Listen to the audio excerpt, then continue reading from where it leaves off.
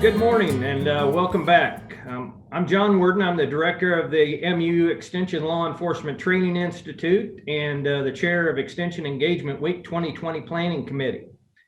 Welcome back from your break. I hope you all enjoyed the first session this morning and you took a moment to complete the quick poll.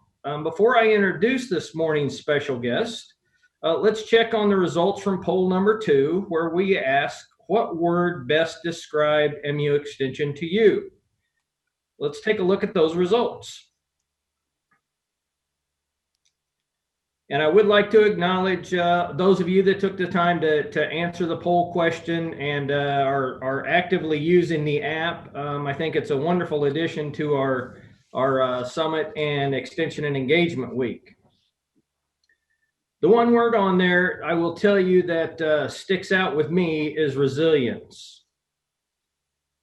Resilience. We've not only been hearing that word a lot these last months, we've been showing up, living out that word through our work every single day. Regardless of the circumstances and difficulties, we stuck with it through this year, inventing and delivering new ways to serve the people of Missouri in the midst of a pandemic. It is my honor today to introduce you to an expert on resilience, an internationally recognized author, speaker, corporate trainer, and coach. Jones Loflin knows what extension and engagement is all about. He has both his bachelor's and master's degree in agriculture education from North Carolina State University. One of his daughters is serving as a 4-H state officer in North Carolina. He gets that our work needs are grounded in real-world experiences and impacts benefiting people from across our state. Today, he joins us from his home in North Carolina to offer insights and inspiration that will help us with our personal and professional growth, especially during these challenging times, to help us grow as leaders who can motivate, develop, and empower the people we work with to achieve great results. Please welcome Jones Loflin. Thank you, John. I'm so appreciative of that kind introduction, and to be with a group that I consider family. I have probably spent a large percentage of my career, probably more with extension-related groups than any other organization. Tremendous respect for what you do, whether you're program faculty, regional faculty, whether you're in administration or leadership or whatever role it is that you play in extension. And of course, Missouri. I mean, when I think of Missouri, some of my favorite memories come from Missouri. Several years ago, I had the privilege of serving as a national FFA officer, and got to travel around the state on small planes for the first time in my life. And I thought that was just really cool at that time. But by far my greatest memory, now understand, I remember places by the food I get to eat. Somebody can name a food and I'll say, yeah, I had that in Panama City, Florida, or something like that. But when I was an officer there several years ago, I was on a tour of the state and went to Lake of the Ozarks for an FFA alumni meeting. And I had something for breakfast I've never had since 1987. What was that, you ask? Fried chicken. And I don't just mean fried chicken, but mashed potatoes and gravy as well. So talk about near and dear to my heart. And then when I add all the great people that I know in Missouri that I've met over the years, what a privilege for me to be able to work with you and as part of your extension and engagement week. Now, a couple of thoughts about today, because it's about engagement and we're talking about resilience and thriving today. I hope you've got the app open and you're ready, if you haven't already, to answer some polling questions today related to our presentation.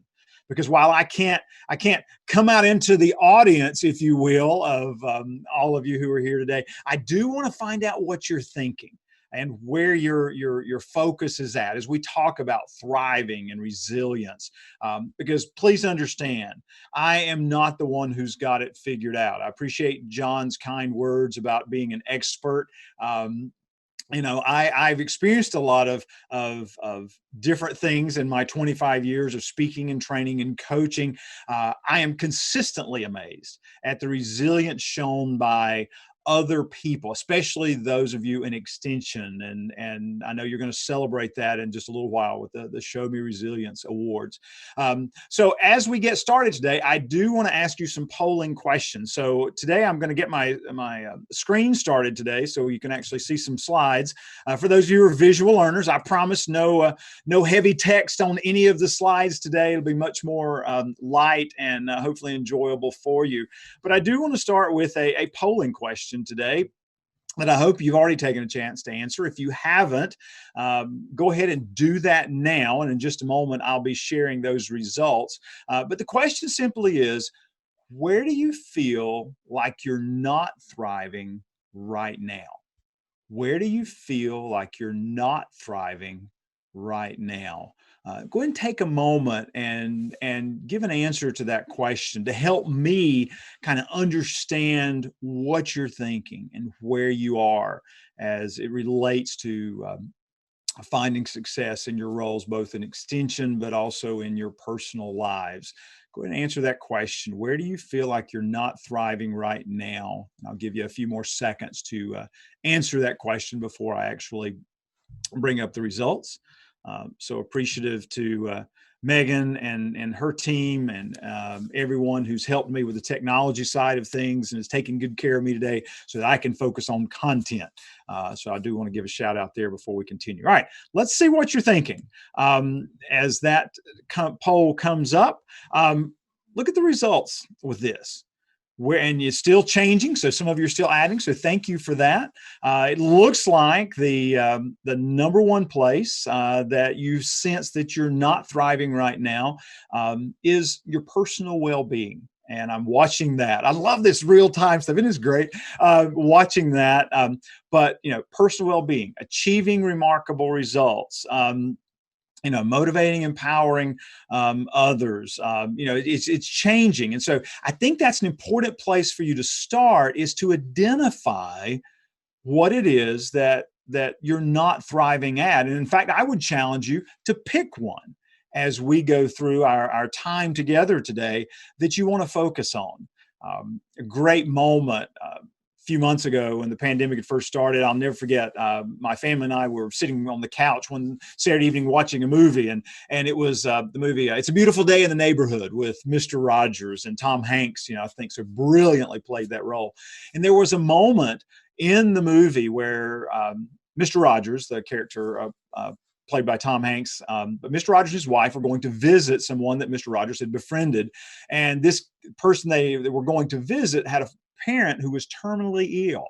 And as they walked in to visit with the family and talk with them, there was that usual rush of positivity that you would have in a moment like this. And then everybody kind of sat down, and this person, dad, was in the room, and you could tell he didn't feel well. And so it got quiet.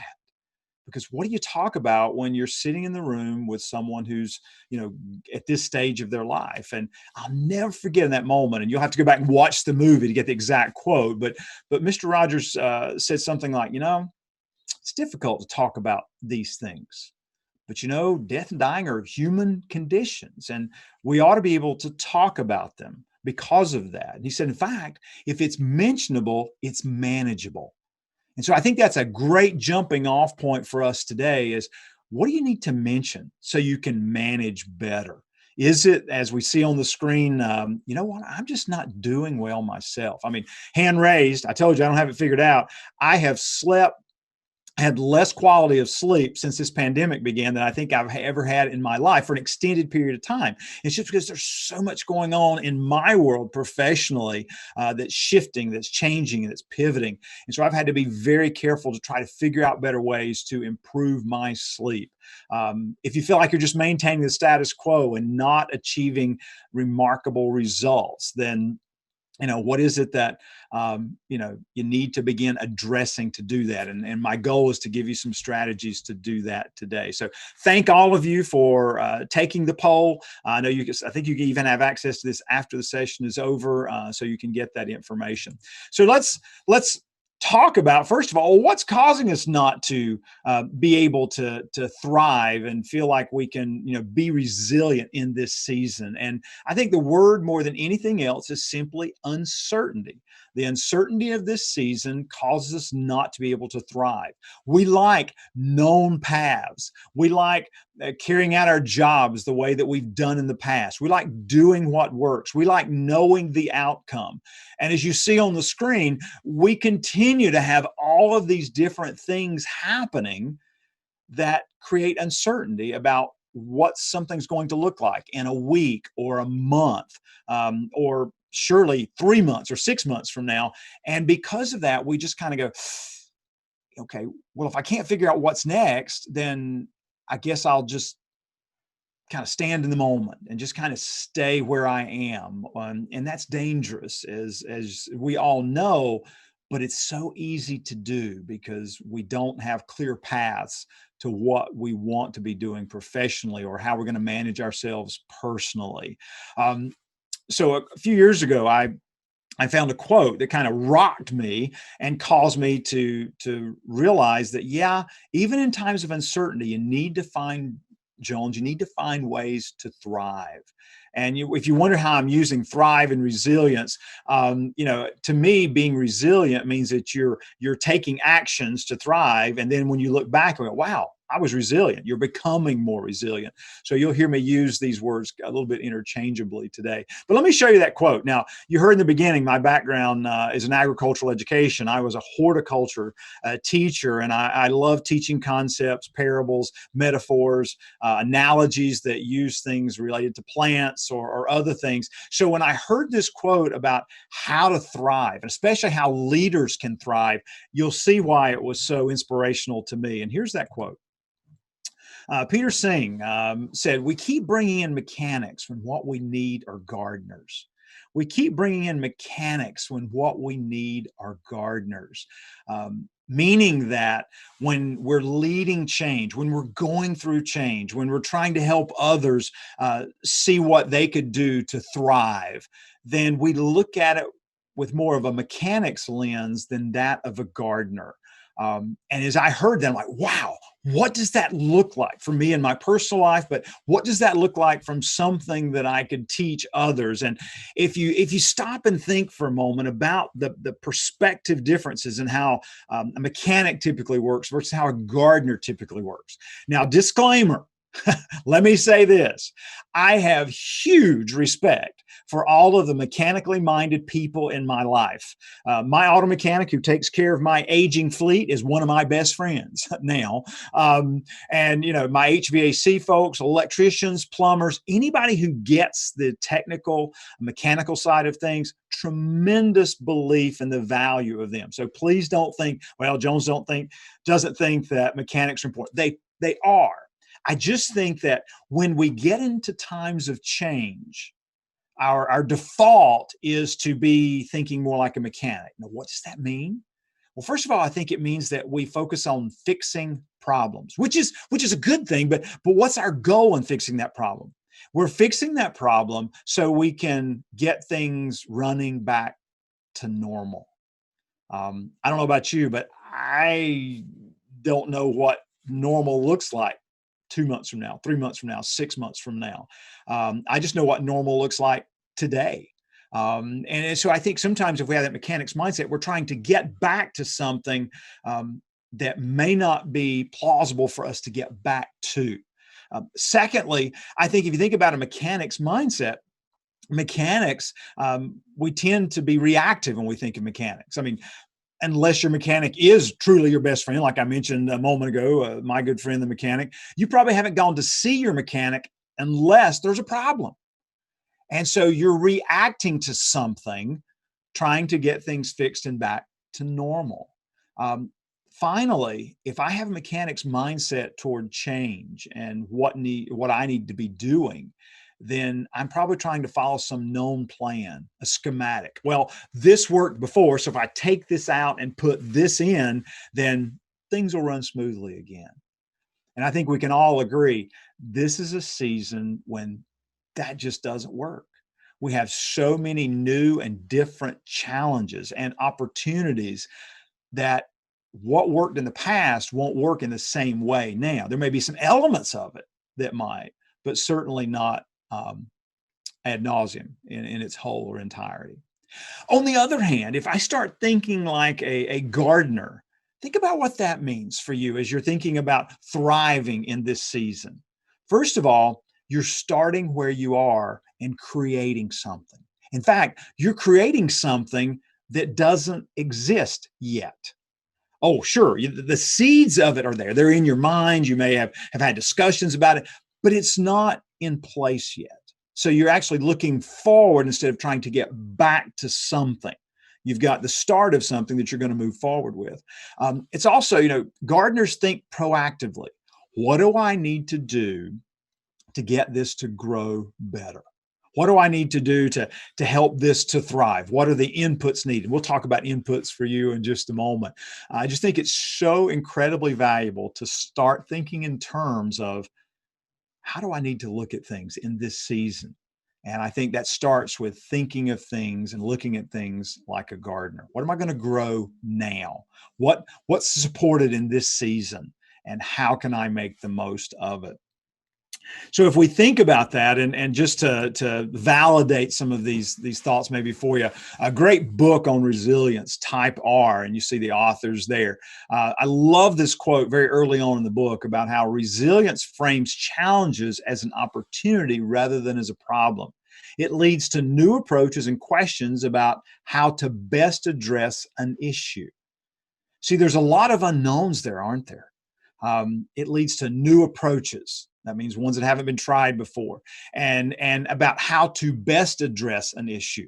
There might be multiple ways. There's not just one way. Again, if we have that fixed mindset of a mechanic, we may be trying to solve this problem in the way we would always solve problems in the past, and that may or may not work. But if we're resilient, we're saying, yeah, what's the opportunity here? And I don't know exactly what it looks like, but I need to start asking some questions. And I need to start looking at some new approaches. So what does that look like for you? If we're going to think like a gardener to thrive in this season and be more resilient, what does that look like? Well, a few key ideas for you in our time together today. And by the way, I am going to be stopping at the end of each one of these key points, and I'll be asking Megan if there's some questions there that we ought to stop and answer. We've built time in for that into the presentation today because, again, this is engagement week. So why would I want to deliver a lecture without giving you the opportunity to participate? So number one, create conditions where you can thrive. One of the keys, I think, to being successful in this season is taking the initiative to create conditions that allow you to thrive. When I say conditions, let's kind of take a fun moment here. If you'll indulge me, I want you to look at the beautiful tomatoes on one side of your screen. Okay. Now let's suppose for a moment. Well, let's not suppose. This is what happens in my home here in North Carolina every year. I love growing tomatoes. And of course, I know why I want to grow tomatoes, because as you'll see on the other side of your screen, I want to create the best tomato sandwiches in the world. And yes, I am a Duke's mayonnaise kind of guy. So, that's my goal every summer, is to have big tomatoes I can put a couple slices on and enjoy during the summer. Now, here's my question for you. And it doesn't matter which one of the four program areas you're in. You're all smart people, and you'll figure this out. Think about for a moment. What does it take to grow tomatoes? What do you got to do to be successful with growing tomatoes so the plant can thrive and produce the fruit that would actually allow me to have that sandwich? Think about that for a moment. What are the key inputs needed? Because I'm going to suggest to you that the same inputs needed to grow that beautiful red tomato that I'm going to eat are the same inputs that you need to have available to you to thrive right now. Let's talk about what they are for a moment. First of all, I think it's critically important that if you're going to grow great tomatoes, you got to have the right soil, because that supports growth. Here's my question to you. Do you have an environment that supports you thriving? Do you have an environment? And when I say environment, I'm talking about the people that you are engaged with and talking to, whether it be your team or even your own family. Do you have a schedule for the day that supports you thriving? Have you taken the time to invest not only in yourself professionally, but personally? What's that environment look like? Because if it's not supporting you thriving, then chances are you won't be able to.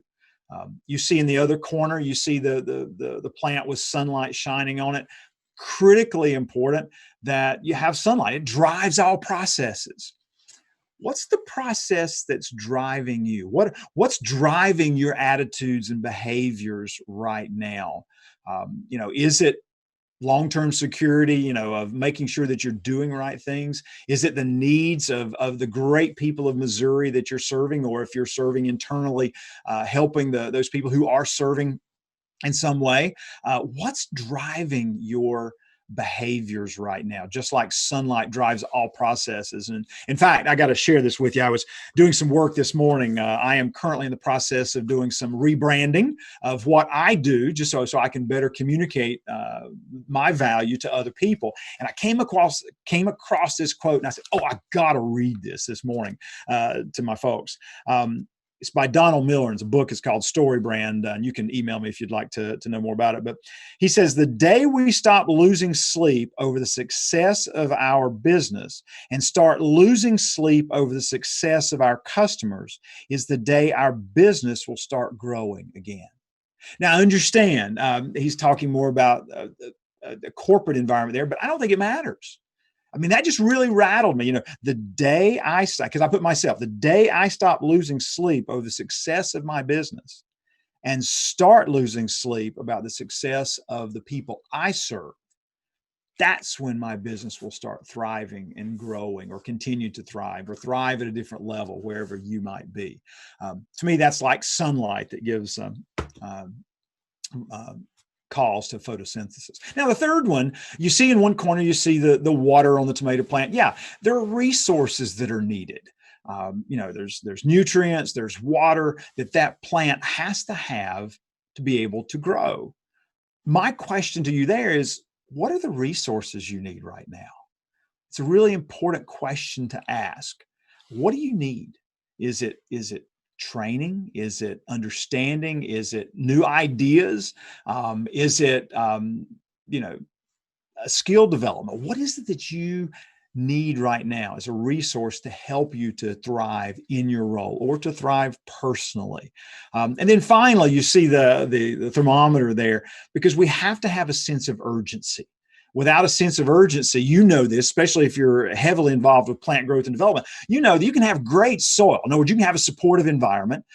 You can have, lots of sunlight. In other words, you can have your goals, mission, values all in place. And then you can have all the resources provided to that seed that you want. But if there's not a sense of urgency, if we haven't raised the temperature for ourselves and especially for others, then chances are we're not going to grow and thrive. And so my thought there is, what's your sense of urgency to thrive? What's the danger in you not thriving? What are you not getting or having, or how are you not serving yourself and others by not taking some new actions right now? And if you can begin to answer those questions, it helps raise the temperature so that you will have different attitudes and perspectives. At least I find that's the case for me. So my big thing here is to understand is that as you think about thriving, about growing, one thing we know about plants is that a plant will only grow as fast as most limiting input. I think people are the same. So I think it's critically important that you ask yourself at this juncture, what is it that's limiting your growth right now? And in fact, I'm going to give you a chance to answer that so we can kind of see where everybody's at. So if you haven't done so already, if you will go ahead and find polling question 2. Polling question 2. Because I'm going to ask you a very fundamental question. We've talked about creating an environment where you can thrive. And the question very simply is, what do you see as most limiting your professional or personal growth right now? What do you see as most limiting your professional or personal growth right now? Just like a plant can only grow as fast as most limiting input, what do you see as limiting your ability to thrive right now? I'll give you a few seconds to answer that polling question while I drink from, yes, as you can see, my 4-H mug. Give you a few more seconds to answer that question. And then we will go to the polling results. Okay, we'll go ahead and bring it up. I'm sure some of you are still going to be responding. Wow, look at the results here. This is amazing to me. Amazing in the sense that, first of all, I appreciate your honesty. I appreciate you participating. Right now, 41% of you say, I just have limited time to think and work strategically. In other words, I'm taking care of status quo. I'm not exactly, carving out time in my day to think strategically. And so that's what's limiting me. For some of you, it's not being clear on goals and priorities. Yeah, think about that for a moment. Just like sunlight gives photosynthesis, it makes it work. If you don't have clear goals or priorities and things seem difficult or hard, then you tend just to take care of the urgent and hope you get some inspiration or ideas later. And so as we continue to see the polls come, or the poll results come in, then it looks like that time to think and work strategically is the one that's most limiting you. And then I would ask this question, and we're going to talk about some things to address that, I think, in just a moment. But here's my question. How much do you need? What would be helpful? If your biggest challenge is limited time to think and work strategically, how much time do you need? You see, gardeners would know, okay, if a plant needs some nutrients, if it needs fertilizer, we wouldn't say, well, I'll just dump some on it. We know that's not healthy. It might be too much, it might be too little. They would think about, what specifically does that plant need right now? You wouldn't give a plant too much water or too little water. You'd think about, well, how can I tell? It used to be the old adage in horticulture that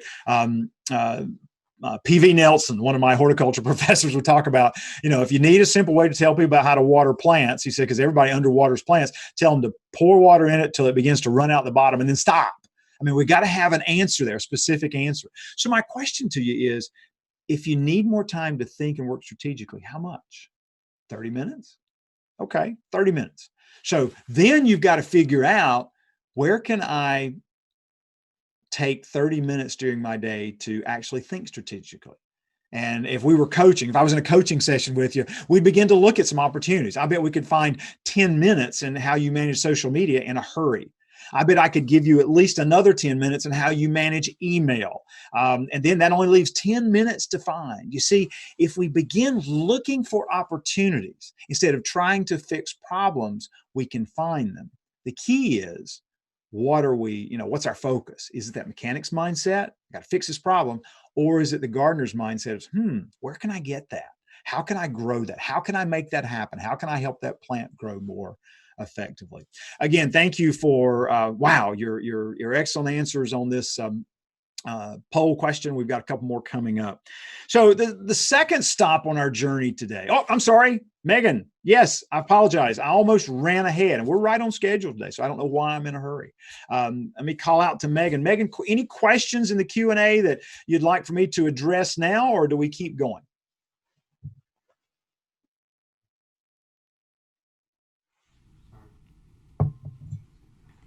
Jones, we do have one question. Not hearing from Megan, so I assume that we will keep going. Megan, if there are some questions that ought to come up, I'll be stopping again after this point in just a few moments. The second part of thinking like a gardener, I think, is that we have to determine consistent actions that will help you continue to thrive. See, creating the environment where you can thrive is one thing. That gets you started. But then there's consistent actions. testimony time for me, I guess. Early on in my married life, my wife Lisa and I set a really big goal to have a big garden. I mean, we had not had one in our married life yet, and so we put out the goal that we were going to have a big garden, and we were so excited. And we did all those things. We got some plants out, we put some seeds out, we got the soil right. I mean, we got everything ready, and then our summer got really busy. And I will never forget the day that I took the lawnmower out to that garden and I just mowed over it all because we hadn't taken consistent actions to make sure that we were, growing things. We just kind of let things go. I think that's a real challenge for all of us in times of uncertainty, is that we may have the idea and we may want to do some things differently, but if we don't put some things in place to keep us working differently and thinking differently, I think the danger is we'll default back to that uncertainty mode of doing what we think has worked in the past.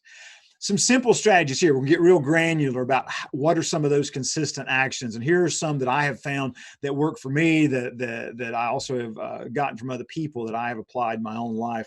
And the first one is to make new mistakes. On the side of your screen, you see the terrible Asian hornet that we've all heard so much about. And in case you haven't heard, real breakthrough this past week. In fact, I think it's past weekend, if I'm not mistaken, when they actually found a nest and they were able to dispatch, to use a softer word, dispatch about 98 of those Asian hornets. How'd they do it? Well, you see on the screen, if you look real closely, there's a radio antenna attached to that hornet. They actually were able, to figure out, we could put an antenna on that hornet and we could track it to where its hive is at. Now, think about that for a moment. I would love to have been in on the initial meeting where somebody was offering that as a suggestion. I would have been the one sitting there going, ha! You have got to be kidding me. We're going to catch an Asian hornet and we're going to attach this antenna device to it so that it can, actually, lead us to the nest. And guess what? It worked. It's so easy in this season, and I'm as guilty as anyone, especially when it comes to training and programs, well, I've always delivered stuff this way, or I've always, interacted with people this way. And it's really hard sometimes to get out of that mindset and think, what could I be doing differently? And so one of the things that I found many years ago that's been helpful to me is that when I need to do something differently and I need to make some new mistakes, then what encourages me is 5 thoughts. And that first thought is that you need to fail fast. When you get an idea, try it. Because if not, your mind begins to make up all these excuses why it won't happen. Remember, it's hard. The outcome is uncertain. And so your brain says, well, don't do that. Go do this because you know how that works. But fail fast. The second one is to fail forward. The idea here is that, okay, if I take this right next step, I don't have all the answers, but if I take this right next step, what information will that give me that might help me determine where to go next? A quote that backs this up. One of the icons in my world, one of the people that it was just a guy I so looked up to in my life was Zig Ziglar. He's a motivational speaker from Texas. One of my favorite quotes by Zig Ziglar was, "Go as far as you can see by faith, and when you get there, you can see farther." Now think about it. Go as far as you can see by faith, and when you get there, you can see farther. I think that's what fail forward is about. Go as far as you can with what you know, then take that information and take the next step. It's not about having the full plan. It's about having the right next step. Third is to fail smart. What can you learn? And what can you use? Kind of like fail forward, but, fail smart. What's the best you can do? And what can you learn from this next step? Fail cheap. What's the smallest iteration of this new direction that you can take? Not the largest. What's the smallest iteration of this new direction you can take that will give you the feedback that you need so that you don't invest a lot of time nor other resources to make it happen. And finally, one that within the extension family, I'd never have to worry about is failing with integrity. All of you have the betterment of other people as the goal of the work that you do. And so failing with integrity certainly wouldn't be an issue, but that's the mindset, is that, okay, I'm going to do this in a way that honors who I am and who the people I'm serving are as well. So making new mistakes, I think, is one of those consistent actions we need to engage in. A second one is daily questions. I said earlier, if we don't know what the next 3 months or 6 months or even the next month's going to look like, I think a consistent action we can take is coming up with and then asking ourselves, what are some questions I could, ask myself each day that would help me to make sure I'm on track with where I ought to be? And if you look at these questions, they're really simple ones that you would come up with. I tend to come up with a list of questions usually on Sunday evening or even Monday morning and say, okay, I'm going to run with these for a couple of weeks to make sure I'm thriving in the way that's important for me right now and doing right things. But look at these simple questions. Build a stronger relationship with two people. You're all about relationships. Well, how could you do that with just two people? For some of you, it might be just sending an encouraging email or making a phone call, checking in on someone. You see the one there, and I didn't know what you were going to say in the poll, but did I spend 15 minutes thinking strategically? Many of you started walking, getting more exercise. What if you use that time to think strategically? There's your your time that you needed. And you see the other potential questions there. But it's asking yourself those questions each day to make sure you're engaged in the actions that will move you forward professionally or personally. Now, here's a strategy that I never expected to be of real consequence, but it's been really helpful for me because I talked about uncertainty earlier, and we're all faced with uncertainty right now. And what happens in times of uncertainty? We worry. And right when we're supposed to be focusing on delivering something or working on something in our workspace, then it's so easy for the worry to begin to creep in. Maybe we read an email that gives us some information that makes us worry, or maybe just a thought pops into our head. And it's incredible how that can derail us in the moment. And then if we're not careful, it can cause us to lose lots of time that could be so much better spent thinking strategically and coming up with ideas and solutions to better serve those that you serve. The idea of quarantining your worry is very simply, you find a place in your day to worry. Here's why it works, or at least it does for me. First of all, it works because it gives you permission to worry. We'll say, don't worry about that. That's impossible. We're going to worry about it. So it gives us permission to worry. Secondly, it gives us place. I have noticed that when I start feeling the tension of worrying about something well up inside of me, I go, oh, nope, I'll worry about that tomorrow. I find my worry time is when I'm exercising, but I'll worry about that tomorrow when I'm exercising. I actually write it down. Okay, here's my list. Then finally, it gives us possibility.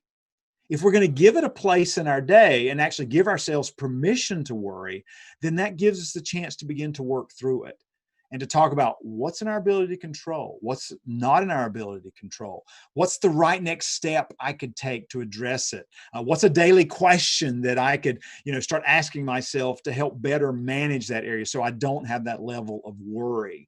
It's just an interesting strategy that I never dreamed I'd be using so much during this unusual season. And then finally, as we talk about, consistent actions, taking care of all three rings. Taking care of all three rings. I won't spend a lot of time here because I'd like to keep things simple. One of the books that I co-authored was Juggling Elephants, which is about the struggle of too much to do.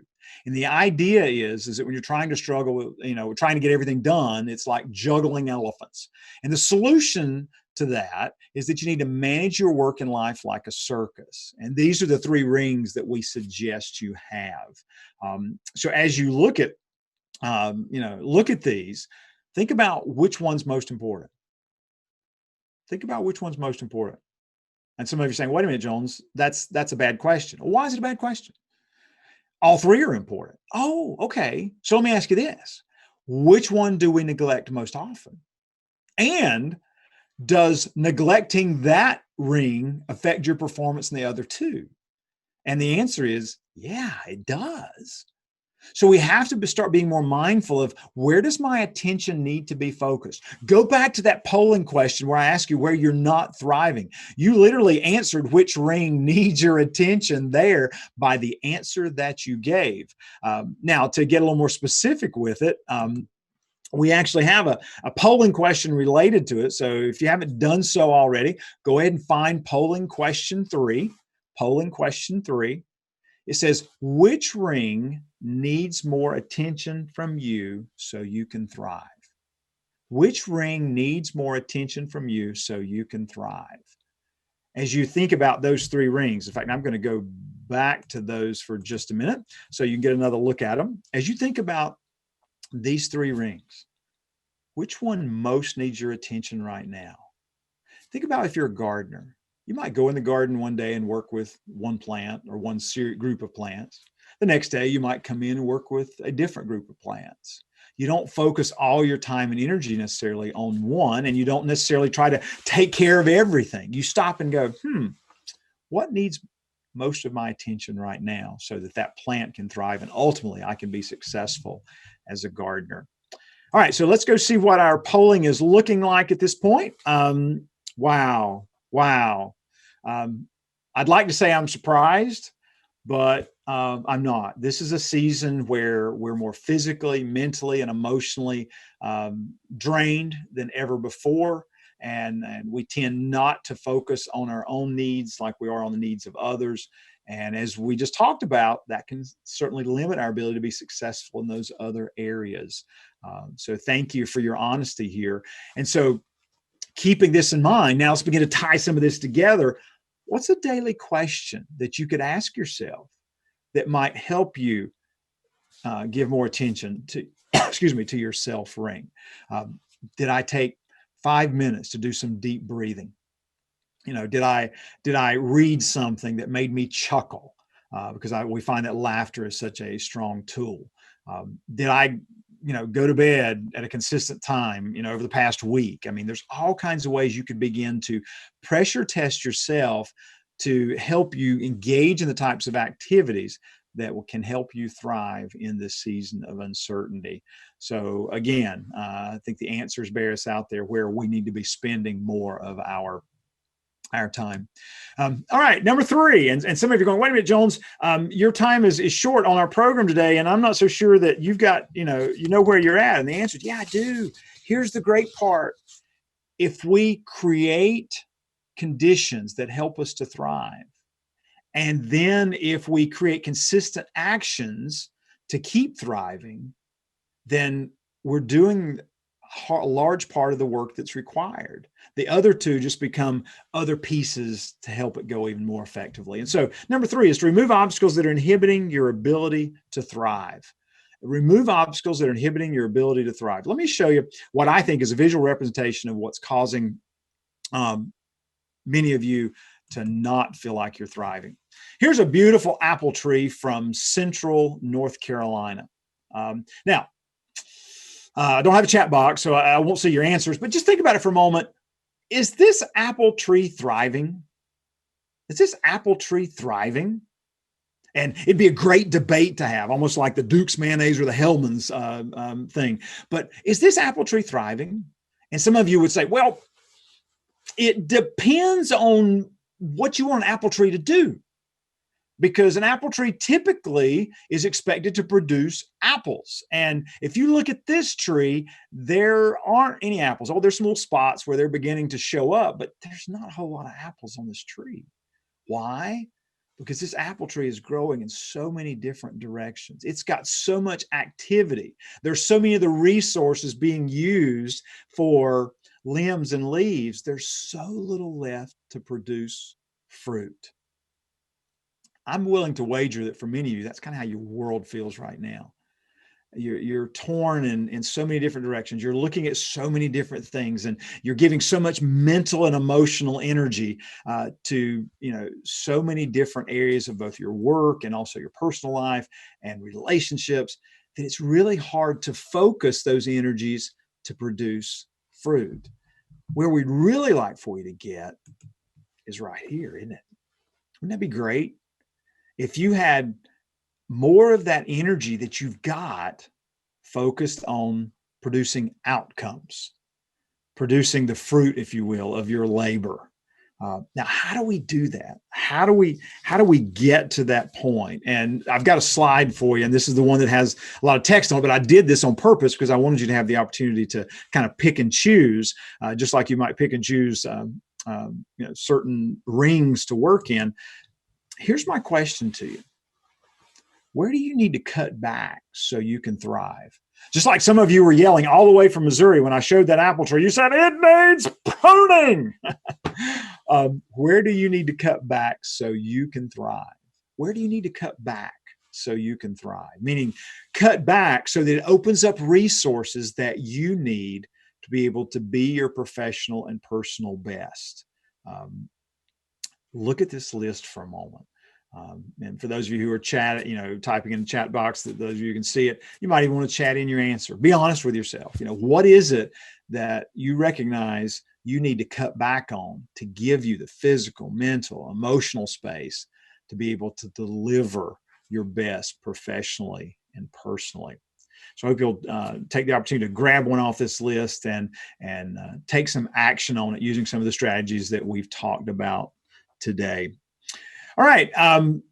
We're going to move to our final polling question of the day. As we do that, Megan, questions that you need to pose to me or want to pose to me at this point before we continue on? We do have one, Jones. Okay. Besides worry, what else can we set aside or plan for to help us focus on our inputs that help us thrive? Love the question. Thank you, whoever sent that in.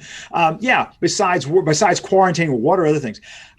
I am a firm believer in something called time blocks, and you're all smart people and you know what those are. But I think there's certain things you have to build into your day to be able to thrive. One of them is, I think you got to have a self-care time block, your self ring, but you got to have a time set aside where you pour into yourself. I think you need that time where you set aside to think strategically. You got to create it, because if not, you'll allow the urgent to take the place of it. So, literally going into your calendar and saying, this is my 15 minutes or my 30 minutes to think strategically.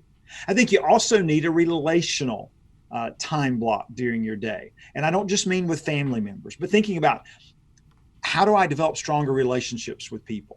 And maybe that's what part of that time is used for, but then part of it is actually used in doing it. As I said earlier, checking in with someone, talking with them, taking an idea that you had while you were thinking strategically and just running it by someone, and they're going, wow, thanks for calling and asking me about that.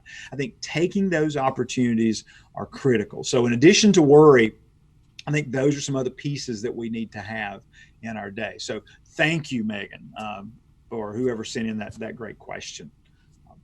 All right, so hopefully you've all jumped into polling question 4, because you said, I know he's going to do the polling question. And the polling question is kind of a different one. The polling question very simply is, which is more important to celebrate, the bloom or the fruit? The bloom or the fruit? Let's see how we're going along with that question. My people, thank you. 79% of you so far have said that they're equally important. And that's the answer that I kind of tend to, although I'm kind of with the 8% just as much who have so far said the bloom's most important. Here's what I mean by that. Let me show you a visual of that in just a moment. What I'm talking about here is celebrating more moments that demonstrate that you're thriving. If you think about having that mechanics mindset, you tend to only celebrate when things are getting back to normal. If you're a gardener, you celebrate the things that show growth and progress. Now, here to that visual I wanted to give you. Um, if you look at the screen for a moment, you see the bloom on one side, you see the fruit on the other. The reason I think it's so important to celebrate the bloom is because that gives you motivation. If you wait and celebrate the fruit, there's a long gap there, and you may get discouraged and frustrated. And if you're leading people, please hear me. I think it's incredibly important that you celebrate those small wins, or what I call harvest moments, with your team. What are the little wins they're experiencing that'll encourage them to keep going? Because if we only wait and celebrate the moment when things are back to normal, or when we achieve the big goal, we may find that we don't have the opportunity to celebrate the big goal. And then people may go, wow, that was a lot of work, but we really didn't accomplish much. You've got to be the leader that reminds them of, this is what we learned. This is where we can go next. We don't have all the answers, but we've seen some signals here, like a bloom, that show us what can work. So let's feed that. Let's nurture that, so that hopefully we can have some even bigger wins in the future. The power of celebrating those moments when things are working, regardless of how small they are. As I finish up, I know our time is out, and so I need to be finishing up my part on the presentation today. I want to leave you with one final thought. And, one of the things I have said to myself throughout this season is, in a moment of frustration, I'll say, oh, I'm doing the best I can. And I came across this quote by Winston Churchill in my reading one day, where he said, sometimes it's not enough to do our best. We must do what is required.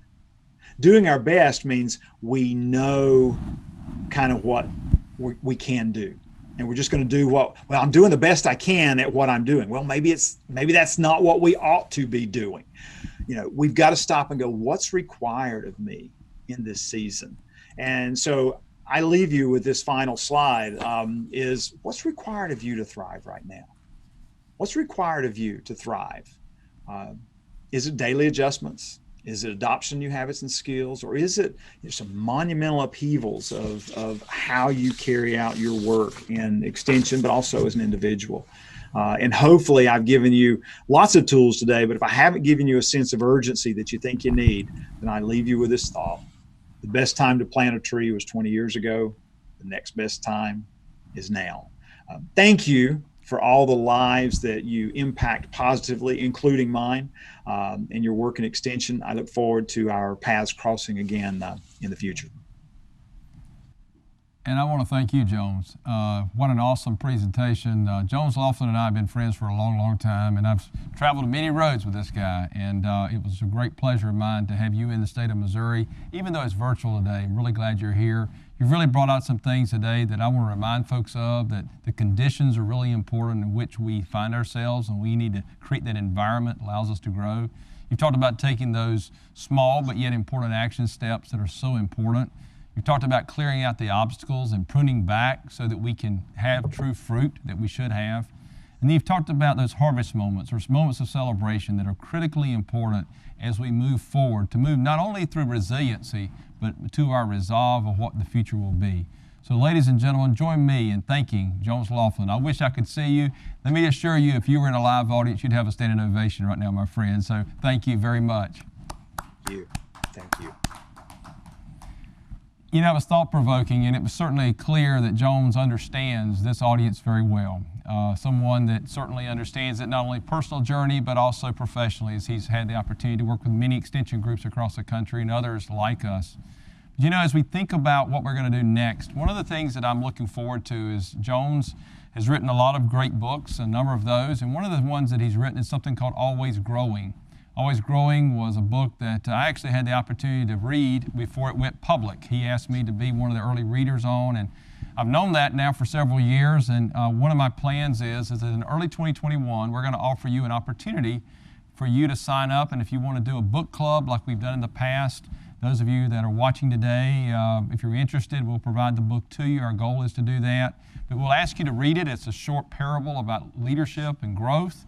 And then we'll do a series in terms of a book club. So I'm looking forward to that, and that's something to look forward to as we go into 2021.